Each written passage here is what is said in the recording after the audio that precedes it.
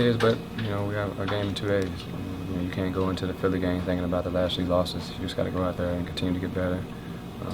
We have a lot of positives we can take away from the game and continue to grow. What do you do for yourself to kind of let go of a loss like this? Well, I watch the game. I'll watch it again tonight. I'll watch it. I'll go through it with Coach tomorrow. And after that, we got to move on and get ready for Philly.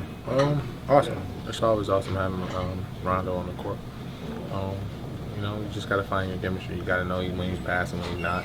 If you cut, he's always going to look for that cut. You just got to play aggressive. That will help him be as aggressive as possible. How much different is the pace that he can play at this year compared to where he was last year? Tremendous. It's totally different. He's running the ball.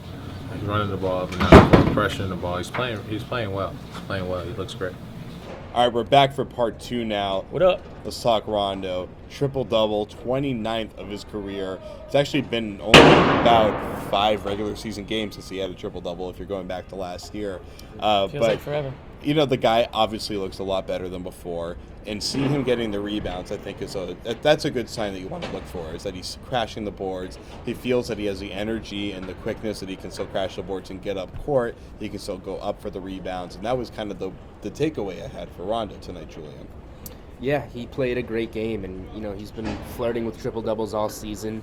Tonight he finally got his first one, and like the rest of the team, he had 5 turnovers to go with it, and that's kind of what hindered his night. Almost a quadruple double. Yeah, a bad quadruple double. But for the season now, he's averaging 9.25 points per game, 9 rebounds per game, 12.5 assists per game. So it seems like a triple double is going to be within the conversation for him every night, and that's what this team is going to need out of him if they're going to stay competitive in games tonight, where they get where the turnover margin is 20 turnovers. So, a great game for Rondo. The turnovers hurt, but it's good to see him bounce back like this, because we didn't see it from him last year like he has been so far. Right. I mean, the triple double to me, it's almost like, what else is new? And that's a good thing for Rondo for me to not be that impressed by it anymore. I mean, you look at it, it's 10 rebounds, it's 13 points. He just got there, that's a classic Rondo stat line to me. So the thing that does stand out to me is the 10 rebounds, because like you said, it shows he's a little bit more aggressive, or he's not shying away from, the offensive glass or even the defensive glass. That's what I like to see. But I thought some of the passes that he made tonight, when I look at a triple-double, I want to see, what do I remember from the triple-double? To me, it's some of the passes that he made, especially the one to Avery Bradley. The baseline. The baseline behind. I've watched it 14 times. It's like a curveball. I'm going to go watch it after this, 14 more, and I still don't know how he made it happen. I mean, he barely saw Bradley come by from out of bounds. Just perfect passes to him. And good for Bradley for knowing that it might happen, because that just goes to show that Bradley really knows Rondo, because most players wouldn't dare make that pass, but Rondo would, obviously. Chris Paul is the only other guy that I feel like puts spin on his passes. Yeah. Him and Rondo. And Rubio too. Yeah, but Rubio's not in the same class though. No, he's not. But he can throw those passes. But even just take the chance of just throwing it, and good for Avery Bradley to be ready for that. I think, he drained the shot, so he was ready enough for that pass. So that was good. It was good. And Jeff Green said after the game, he's on 2 legs now. Rondo came back last year to help the guys, help the team out a little bit, but he wasn't fully back. Now he's got 2 legs, and we're seeing the difference. A lot of it is system also, is that Rondo was able to make that pass, not necessarily that he could see Bradley, but that he knows that the system's going to dictate Bradley to go wait in that corner, because he has to keep the corner stretched out, and that's the most open shot on the floor right now. So Rondo can throw that pass rather blindly. It's a pretty good calculated risk. We did see he had another blind pass that he threw to nobody earlier in the game, so sometimes it backfires. Oh, yeah. It happens. I'm not sure all the turnovers were that issue, but we saw a few passes to nobody. It happened on the last play of the Dallas game as well. Yes. He kind of hucked one out of bounds. That was desperation type of cross-court pass. I remember that one. That was tough. So this is just for fun, but let's say Rondo averages, he comes one stat within a triple-double for the season. So it's 12, 9, and 12 or something like that. Which is very possible. I'll start with Julian, because I half-assed this before I went on the air. Where does that rank him in the NBA as far as elite players, if he could put up that kind of stat line? Does that change things drastically for him? Not in my eyes, because I've always viewed Rondo kind of in the same spot among point guards, but I think over the last year, Rondo has taken a hit where people rank him among point guards. You know, before the ACL injury, he was kind of a consensus top 5 guy. He may have been on the bottom end of that, 4 or 5 in most people's ranks, but over the time that Rondo was out and coming back from the ACL, I think a lot of people put him at 6, 7, 8. Some people even had him, you know, just barely in their top 10.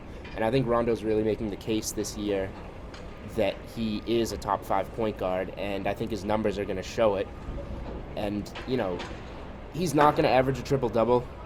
That's just not going to happen. But I do think that he is going to be close this year, and rebounding is going to be what keeps him from getting there, and it's only going to be by a couple of them. So I definitely do think Rondo is a top 5 point guard, though. Yeah, I mean, I don't consider him a top 5 point guard right now. No, I mean, I put him in the top 10, but closer to 10 than 5, because I do need to see more games out of him. Like, I don't even think tonight's that great of a game for him. Yeah, you got the triple-double, but like I said, it's how you get the triple-double. I mean, if you want to just look at numbers at the end of the year and say, oh, this guy must have had a good season. He averaged, whatever you said, 12, 10, and 9.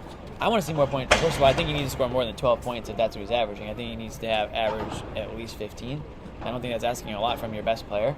And the assist, I expect him to average 10. You know what I mean? I expect that. More than that. I expect 12. Right. Well, that's what I mean. Exactly. But, you know, lowballing it, I expect double-figure assists.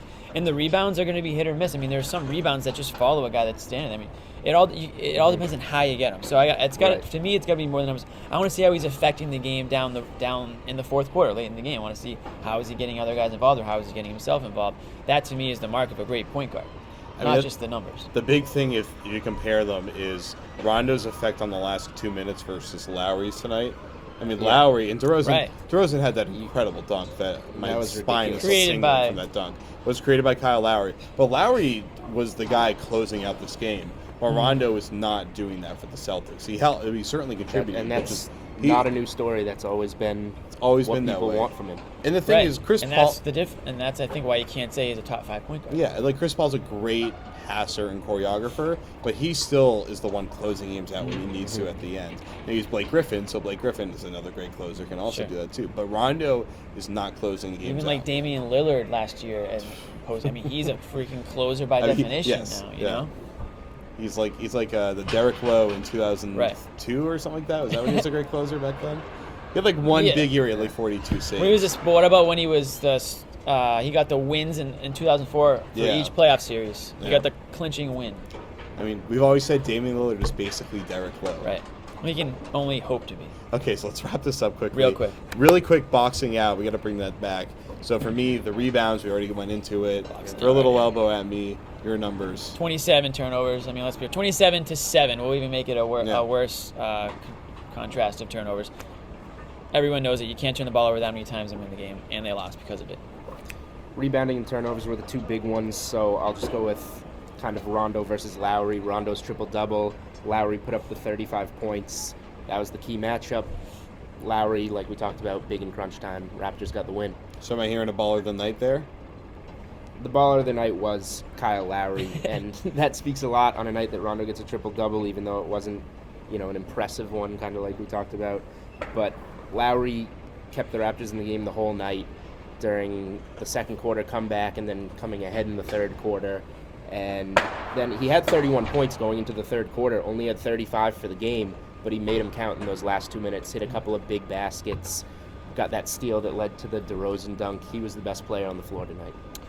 Agreed. I'm going to switch it up. I'm going to say Jared Sellinger, 19 and 16, yes. 8 offensive rebounds. And he didn't score his points from the three-point line tonight. There was all, more down low in the paint type things. 5 for 5 from the free throw line. All around solid game for him. I really like that. It was one 3-point attempt. He missed it, but whatever. The point is that game plan dictated that with Valenpoopy and with Johnson out, I love saying it so much, that you had to go for it. And you had to go down low and attack the rim. And they did that with Solinger. And it worked. I mean, he had a really good game. Olynyk, the numbers outscored him in really points in the paint, too, 52-44. Yeah, everything they were trying to do worked. They just, the turnovers. Right, they just did it with their eyes closed. Yeah. So for me, I just have to go with DeRozan just because of that dunk. I mean, Lowry was an MVP tonight, but But DeRozan's dunk was just, oh my God, it was such an awesome way to end the game. It's a good dunk. You'll probably see it on SportsCenter. You probably will. All right, well, Val and Poopy, we're out of here. Like us on Facebook, subscribe on don't get iTunes, it. download the I don't think you CLNS gets it Radio app I don't get it. And I don't on like the it. iTunes store. I hate it. For the guys who don't get it, I'm Jared Weiss. Garden Report's over. We'll see you next time, Friday night. Peace out. Still really early in your career, but it looks like Kyle Lowry is a guy you can kind of circle on the calendar as somebody that you really want to match up against. Most definitely. You know, as a competitor, you always look for those competition. And right now, I'm 0-3 against.